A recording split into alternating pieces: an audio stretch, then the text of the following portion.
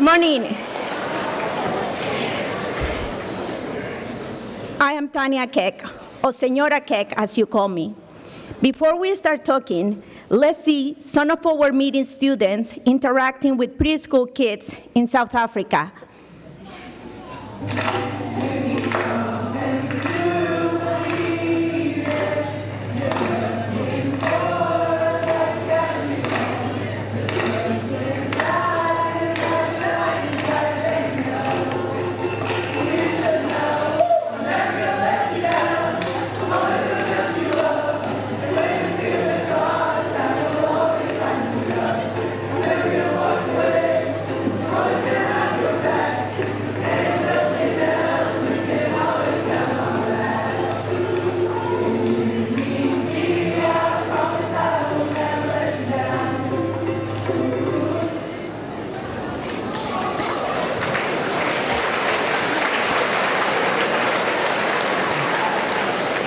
Now, I would like to ask you, do you think that your classmates in this little video are having fun?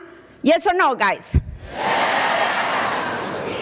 Now, let's re-examine this video from a different perspective. Perhaps a perspective that will allow us to discover a deeper meaning of the intentions of this group of students.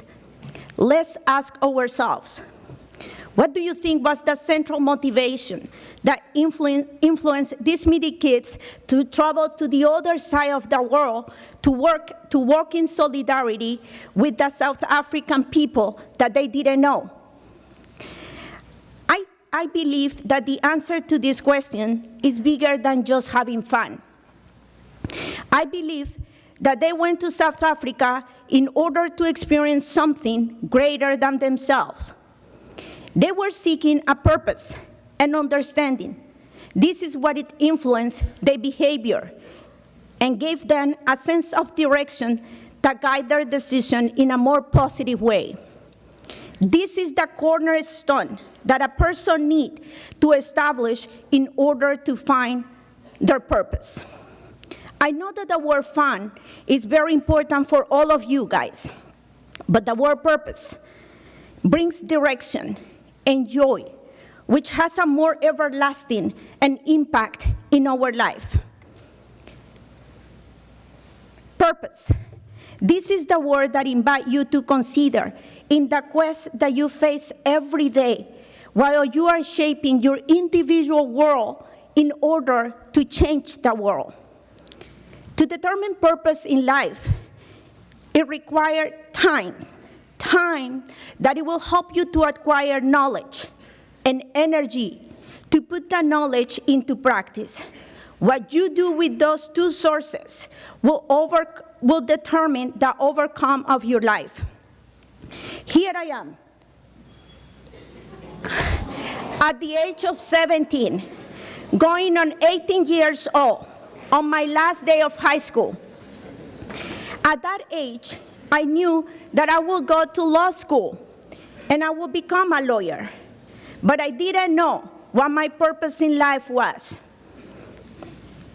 Later on, I worked as a business lawyer for 5 years, and it was fine, but I have not found my clear purpose in life yet. My life and my world revolve just around me as an individual. Then, on one of my trips, I met the gentleman who is now today my husband, Señor Keck.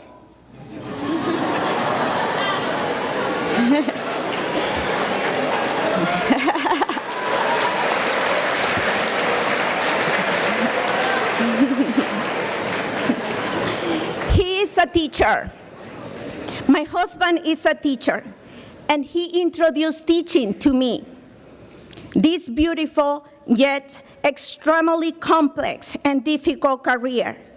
At first, I was hesitant, just like the prophet Jeremiah in the scripture. I didn't want to follow this plan. No, I didn't want to be a teacher.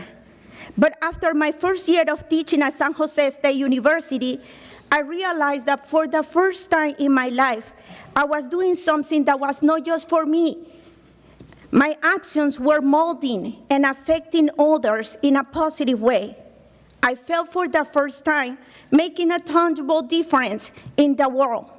I knew it that I was living my purpose.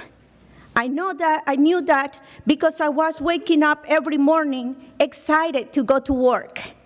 The moment that my feet hit the ground, I could not wait to interact with my university students and put a smile on someone's face, and then go to bed at night with that internal satisfaction.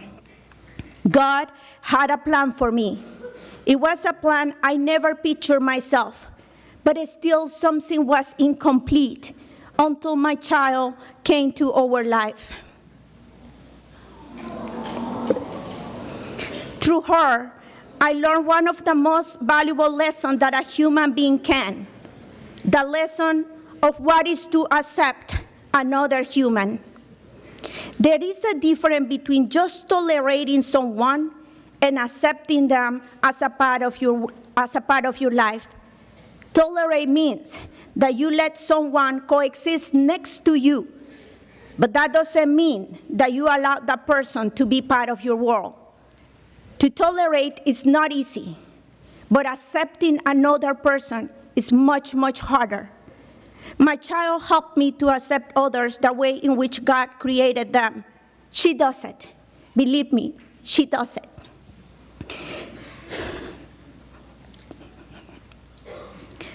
But for me, this effort is still a work in progress that I'm still learning. But I'm learning. With her help, my world has become more inclusive, colorful, and open. My daughter is the most wonderful teacher I have in my life. And thanks to her, I can be a better teacher for you guys. And thanks to each one of you, Pimployos, I can be a better mother for my daughter.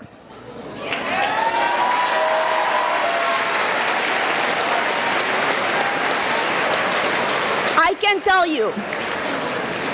can tell you that I'm living my purpose fully as a teacher and as a mother. All of you, in different ways, wants to build a better future for yourself and a better future for your community.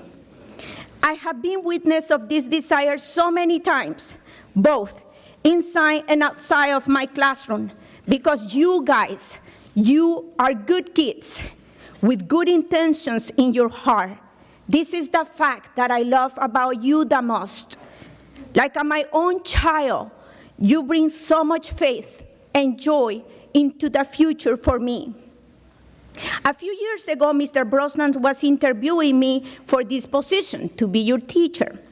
And he asked me, Tanya, what do you like the most about working with high school students? My response was the courage and the desire they have for changing the world.